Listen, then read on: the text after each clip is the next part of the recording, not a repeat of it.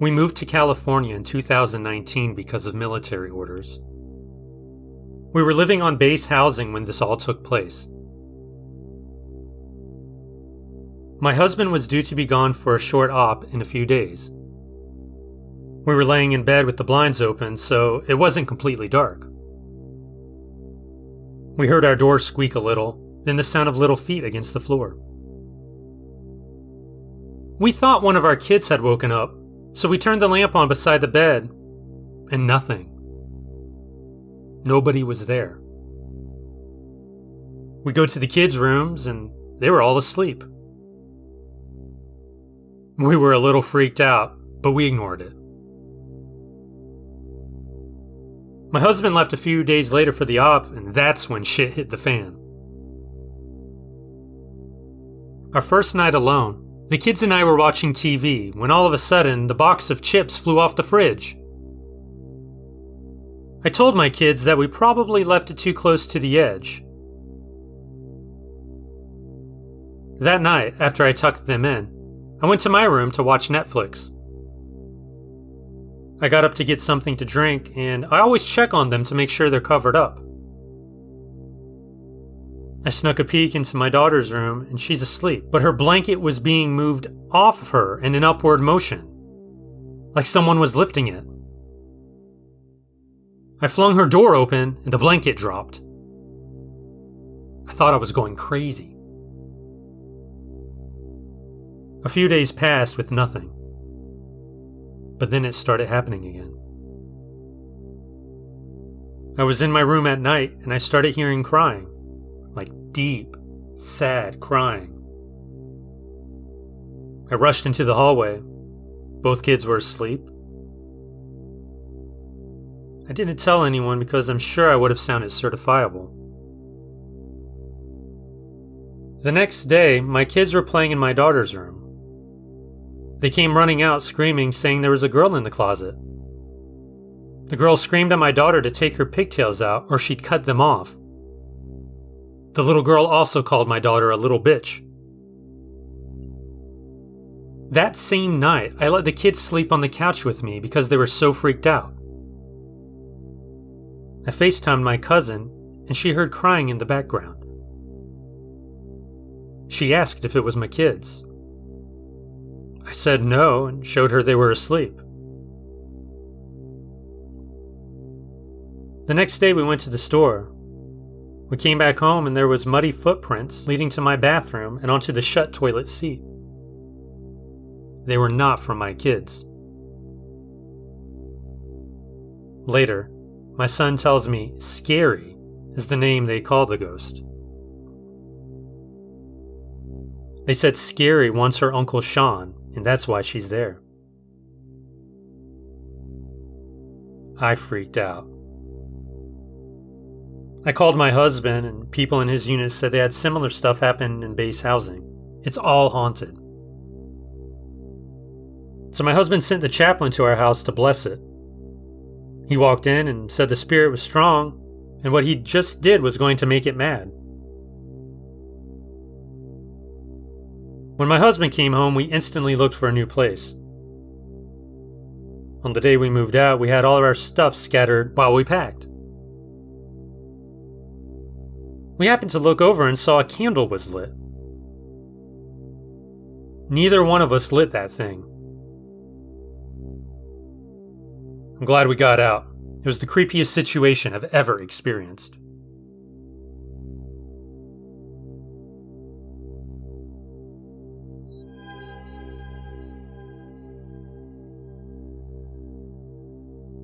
My Aunt Maria and my Uncle Albert live in a small Midwestern city in the suburbs. They're now in their 70s, but they've lived in the same house since the late 1970s when they got married. The house has a basement that has always creeped me out. It's a normal ranch-style house, I think built in the 1950s, with a big basement because of tornadoes. When you enter, the staircase to the basement is to your left, protected by a simple metal gate. The kitchen is to the right of the entrance, and the living room borders the large staircase's metal railing. The staircase is carpeted and really steep. When my cousins were kids, they probably put in the metal gate for fear of them falling down the stairs, but they're steep, like oddly so. When I was a kid, I'd go over to their house to play video games with my cousins. They had a Nintendo in the basement. There's a den down there with an old TV and some boxes and an old armchair. The basement turns to the right from this area into a wide hallway. In this hallway, there's more junk and a bar that I don't think they've ever used. It has more boxes and random stuff around it. At the end of this hallway, there's a brick wall and some frosted windows that let the daylight faintly shine in. To the right of the bar, there's a smaller hallway where there's a washing machine and a dryer. My Aunt Maria does laundry there. I think this smaller hallway goes on to meet up with another brick wall, above which would be the driveway where you can just barely see through more frosted glass windows at ground level. So that's a physical description of the basement. I'll go over a handful of the strange things I associate with it. When I was a kid and I'd go down into that basement, I would never go farther than the den area. I just refused. It creeped me out. And I would make sure that when I turned the lights off, that I would run up the stairs to get out of there. That's pretty normal behavior for a kid, but having been there as an adult, I've noticed that everyone seems to have that kind of reaction down there. Except maybe my aunt. I don't think Albert goes down there much. Something that's important to note about my Aunt Maria is that she's an incredibly neurotic, nervous person. She keeps her house spotlessly clean, including plastic on the furniture. If something is out of place for her, she'll put it back immediately. That's just the kind of person she is. Except when it comes to the basement. My family moved out of that city when I was about 12, but we'd come back to visit my dad's family there about once a year. I remember once going back down there after having not been there for a whole year and discovering that the Nintendo cartridges and the TV remote were exactly where I had left them on the floor near the TV. It struck me as really strange that Maria hadn't put them somewhere else or neatly arranged them since I knew that I had moved them. It just seemed so out of character for her. One thing also I should note. My Uncle Albert's mother was killed during a robbery gone wrong in the 1990s. They never found her killer. Some of the boxes in the basement are likely her things. I know that's a very on-the-nose, cliched kind of thing, but I swear it's true. That said, I was creeped out by the basement as a small child well before her tragic death.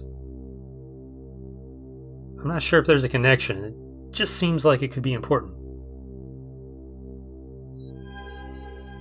The last time I stayed in their house was 2 years ago. I was 29 years old and the basement still creeped me out. Honestly, I've had weird dreams about it my entire life.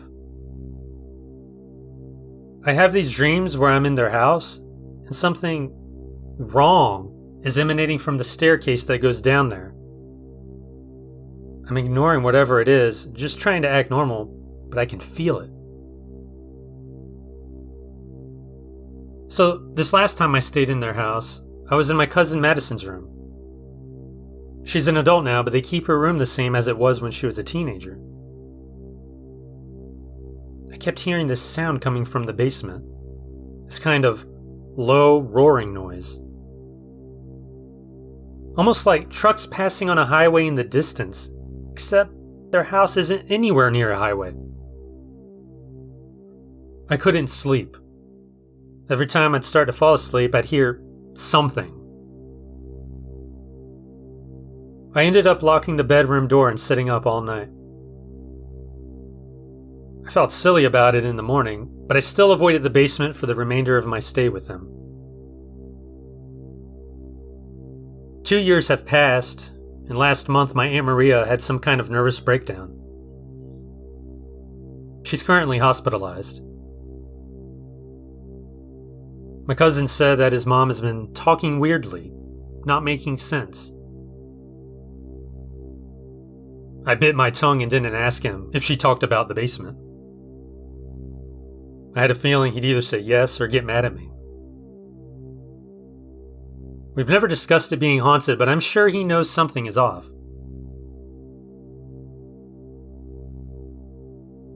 I'm 500 miles away from it, and I still dream about the basement in that house. It's like a bad place, a bad space. I think the next time I'm there, I'm going to make an attempt to explore the whole thing, during daylight, to see if I can break the spell. I'm worried about my aunt, though.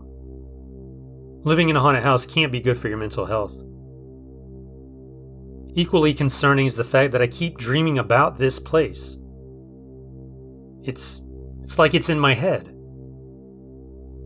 Like there's a physical space version of it and a mental space version, and something like that taking up my mental real estate is deeply worrying.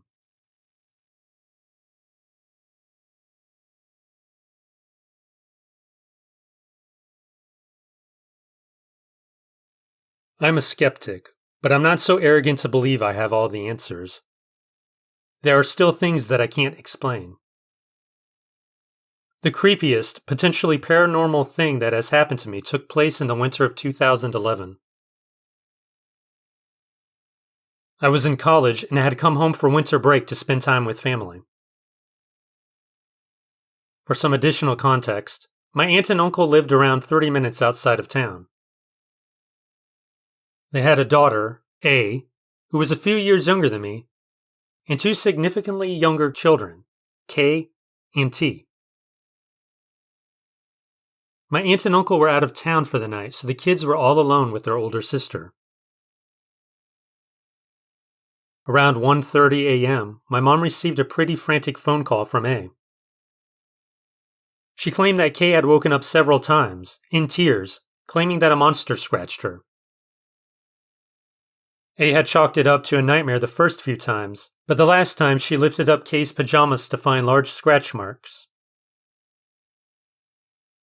The family had no pets, and T had been downstairs with A the entire time. So my mom sent my brothers and me to check on the house and my cousins. When we arrived, the three of them were sitting in the living room with the lights on. I checked K's side and found the scratches that A had described.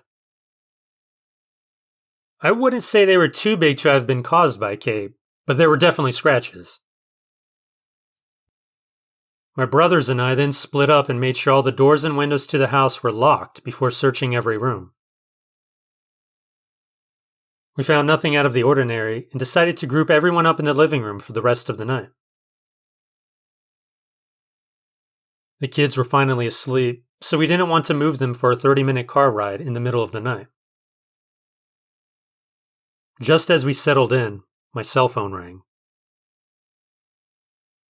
We were startled at first, but figured a family member was calling for an update. I pulled out my phone, only to wind up terrified and confused. According to the caller ID, the call had come from the house itself. The thing is, there were two landlines in the house. One was in the living room with us. The other was on the top floor of the house, an attic that had been converted into A's room. Needless to say, we left the house as fast as we could. We learned later that there was some funny stuff going on with the phone lines in the house. A few times a day, one of the units would redial a number that had been called recently. The call would disconnect if you answered. The telephone company explained it as an error with the phone itself. I consider myself a skeptic. However, my cousins and their family are the reasons I'm still open to the existence of the paranormal. I think my house unhaunted itself.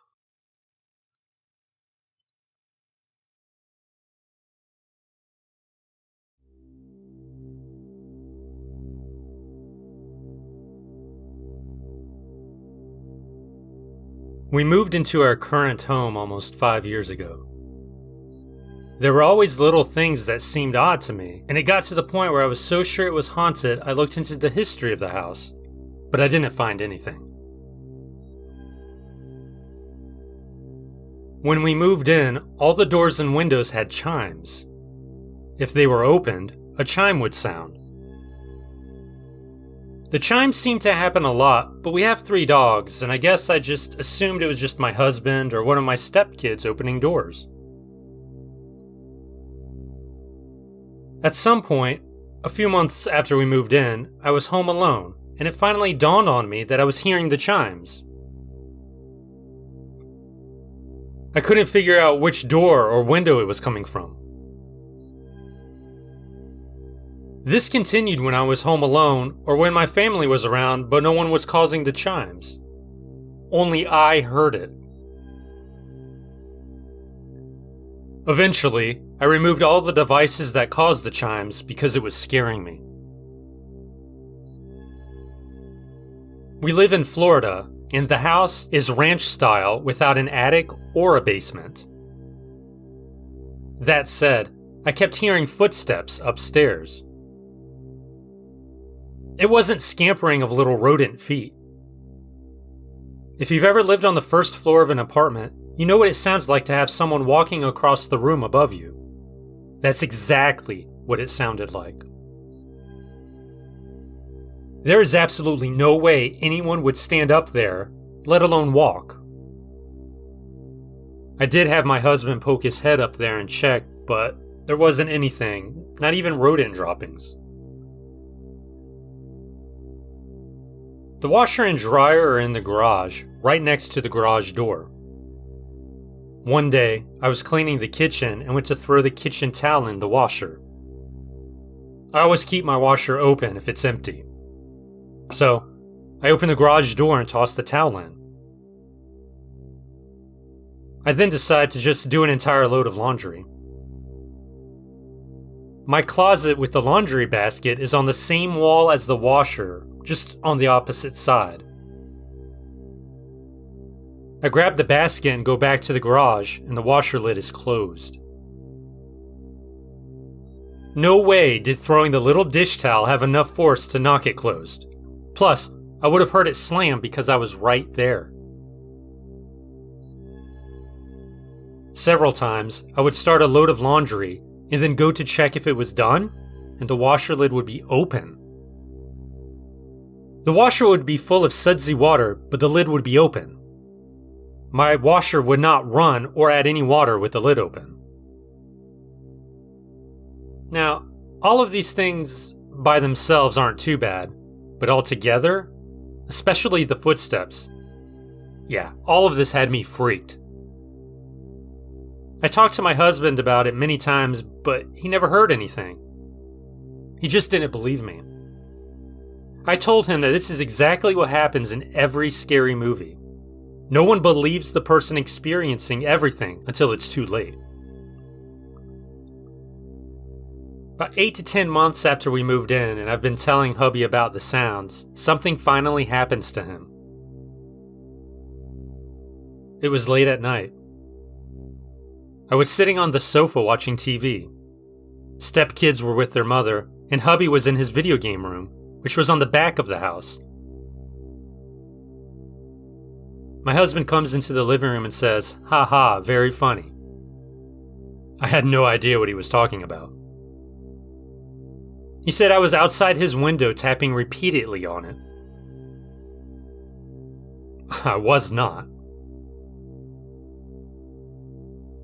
I still don't think he believes me. One day, I was at work, and my husband and stepson were the only two home. Husband was mowing the grass, and stepson decided to do a load of his laundry. Apparently, when stepson went to check his laundry, the washer opened, and it was full of sudsy water. He went outside and asked hubby why he stopped his laundry. My husband told me this story when I got home, and swears me and stepson set this up. We didn't. I never talked to my stepson about what was happening because I didn't want to scare him. Well, everything calms down, and it seems like at least a year goes by without incident. Then my dad dies. He lived in Ohio and had never visited my new home. 3 or 4 months after he passed, I was in the kitchen cooking dinner. Husband was in the game room and stepkids were with their mother. My kitchen, living room, and dining room are all kind of open, with a wall partway separating the kitchen and living room. It's like a big circle with a small wall in the middle. I can enter the kitchen from the living room and dining room area, or the opposite side that leads to the garage into my bedroom. Anyway, I'm bent over checking the food in the oven, and I look over to the garage door, and clear as day, I see a man walk by through to the living room. I just see hairy legs and tan shorts.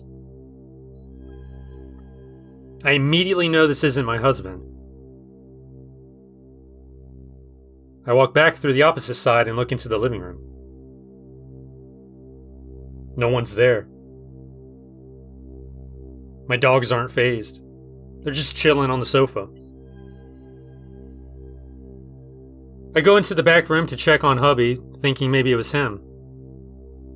He's kicked back with his legs on the computer desk watching YouTube. As soon as I see him, I burst out crying. I'm not a crier, so this scared hubby. I told him what happened and he offered to hang out with me while I cooked. I must have really freaked him out because he only leaves that room to eat, sleep, and work. After thinking about it, I feel like those were my dad's legs. He had these tan shorts he wore when I was a kid. He never wore shorts in public, but we lived in a trailer without air conditioning and it got hot a lot.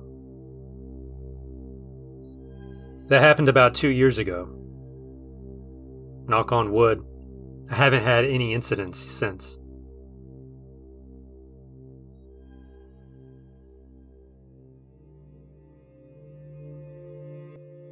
I've come to a point in life where my mom is trying to tell me all those family secrets I was too young to understand.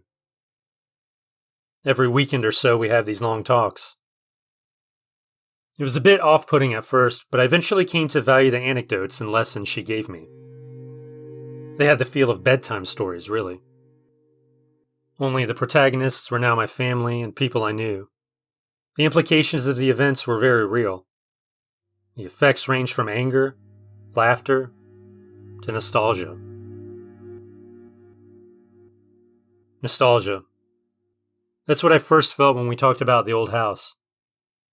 That building which has seen many changes lately in ownership and purpose. That building which is always closed and evacuated exactly after 10 p.m. That building with an old rusty plaque that dates back to 1810. That building was where I lived for most of my childhood.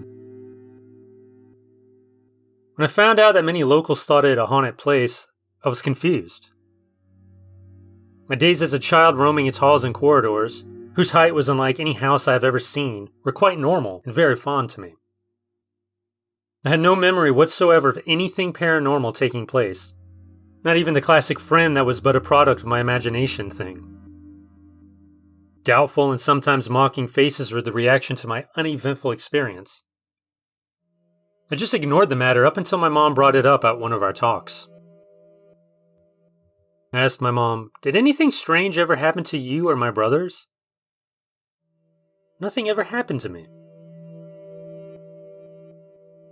And then my mom started from the very beginning.